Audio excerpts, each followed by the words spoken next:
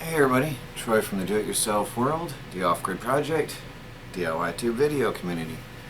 Today, I just had a thought on my mind, something I've never talked about before, is why and how I ended up on YouTube full-time.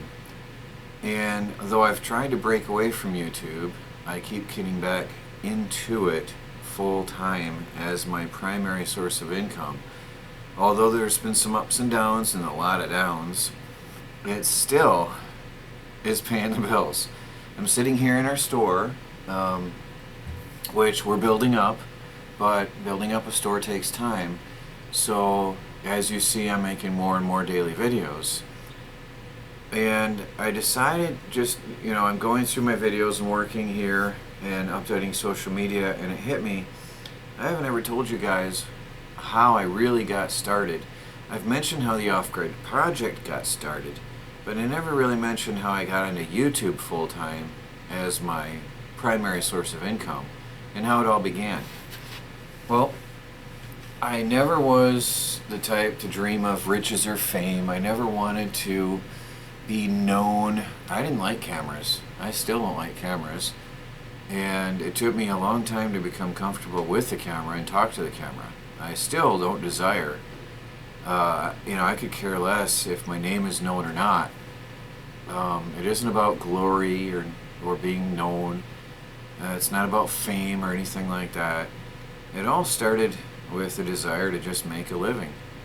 I was in Germany at the time when the basis of this, what led me to where I am today. I had finished my time in the military and I stayed overseas. And I had a dream of making a living online. This was in the early days of the internet. Things were young in the late 90s, early 2000. And I just had this dream of making a living online. I don't know why. YouTube came in around that time period somewhere, and I messed around with it and thought it was cool, but I wasn't into watching on the online videos at the time, and I wasn't a content creator.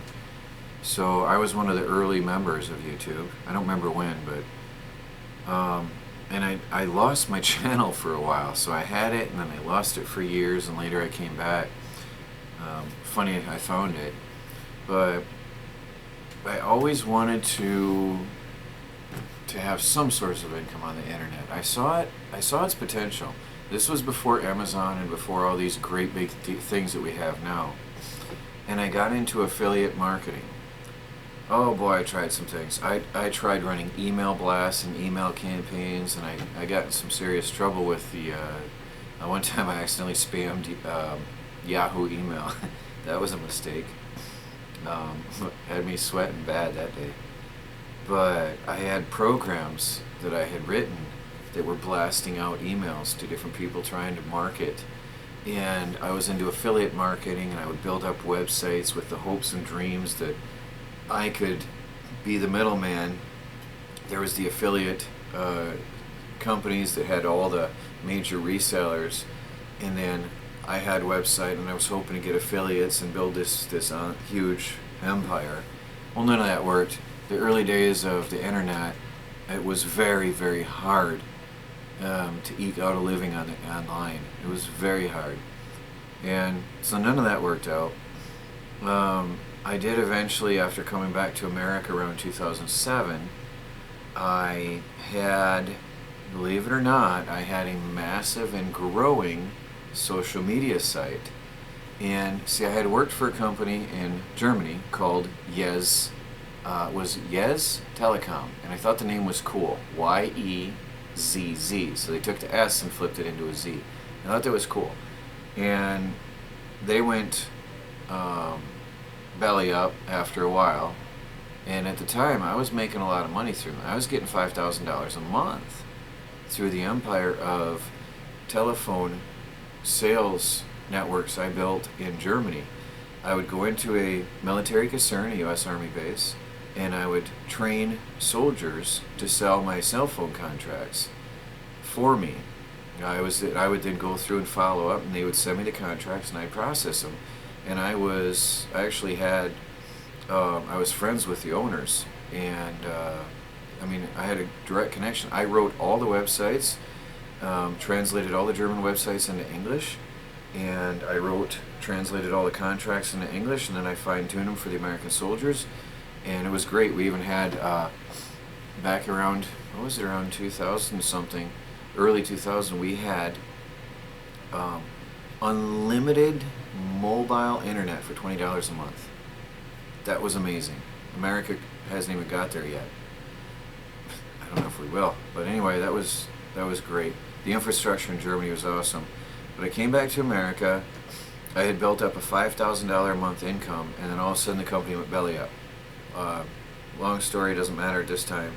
That left me from driving a Mercedes to washing Mercedes for $5 an hour cash on the streets of New York. I begged and pleaded to get the job. I was the only legal there, so I was earning $1 more than the other employees, and that's why I had to beg and plead for the job. Anyway, quite a change in life. So during that time, I built up, what was it called? It was a community website. Anyway, it was, YesNet. So I thought about Yes Network and called it YesNet. Well, for some reason, I don't know why, but in Pakistan, that must have been something big. That name meant something to them because, oh boy, that site took off. I had hundreds of thousands of members on there. And I was trying to expand into America. And this was before Facebook became huge. MySpace, I think it was called, was pretty big with the military back then. And I had a very large, growing site, and I had ads running, and I had a little bit of income, not enough to make a living, but it was a little bit. Anyway, there was a lot of online spamming back in the day, and eventually I let it go because the spam became too much to keep up with. It was a big job. Later I learned more about programming, and in retrospect I wish I'd kept it because I could have been who knows where I'd be right now. But that site was huge. It was good. But it's gone. And another thing I tried was a online shopping mall, which I used the word yes because I thought it was cool. The backwards S is a Z. And that actually I was doing $800 to $1,600 a month in sales. And this was before Amazon was big. This was, 2007. And I mean, $800 to $1,600 a month is a fair amount of income. But then I got hired on by a company for PHP programming full-time, so that sort of faded off to the side, and I shut it down, closed it, and left it because I was working full-time. And I talked with a friend of mine back in the day. He was working in an online store at the time too, and that was the time to get into online shopping malls. If you were to do online stores, that was the time to get in at the ground level. And you can look back and kick yourself in the butt all you want, but there's nothing you can do. It is what it is. I let it go. I regret it today and just wonder what would it be like now. It could have been gigantic. Because wow, I had him and I mean we both had stores. I did work on his. It was good. It was beautiful. It was called drop shipping, and that was back in the day when drop shipping, it was at ground level.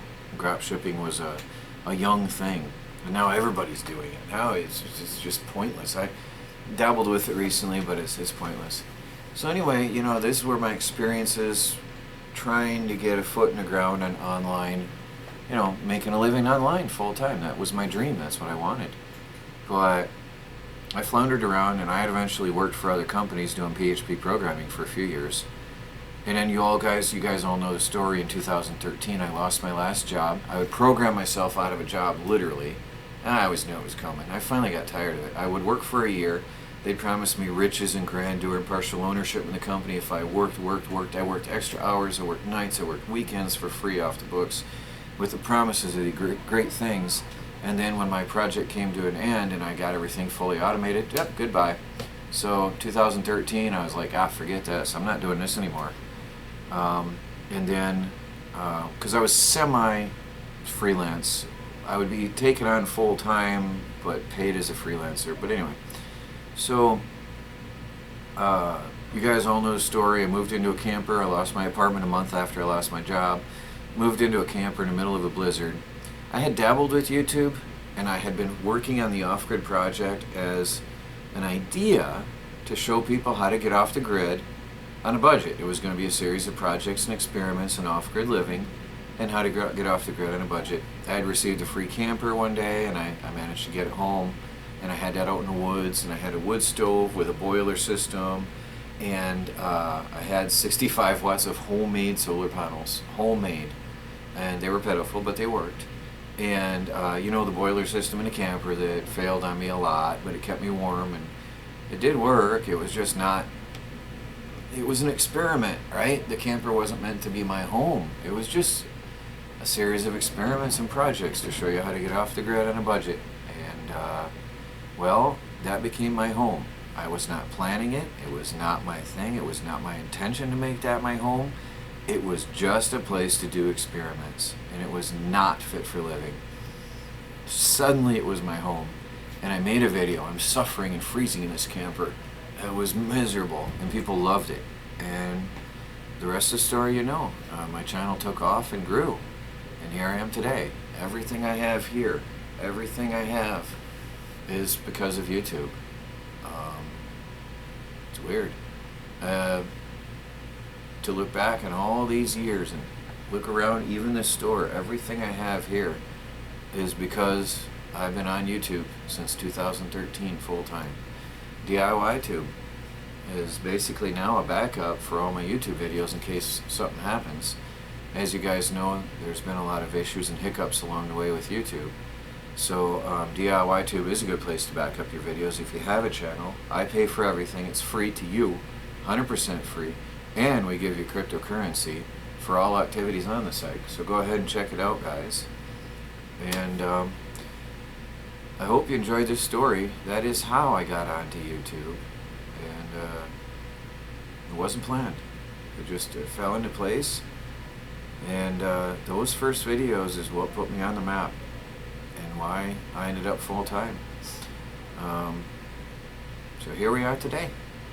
Thanks for watching, and thank you all for being there, making me where I am today, because you guys being there put me where I am today. So thank you all for being there. It's Troy from the Do-It-Yourself World, the Off-Grid Project, DIY Tube video community, where everyone gets paid. Please like, subscribe, and share. Follow our daily videos as we strive to become fully self-sufficient and off the grid on a budget. Talk to you later.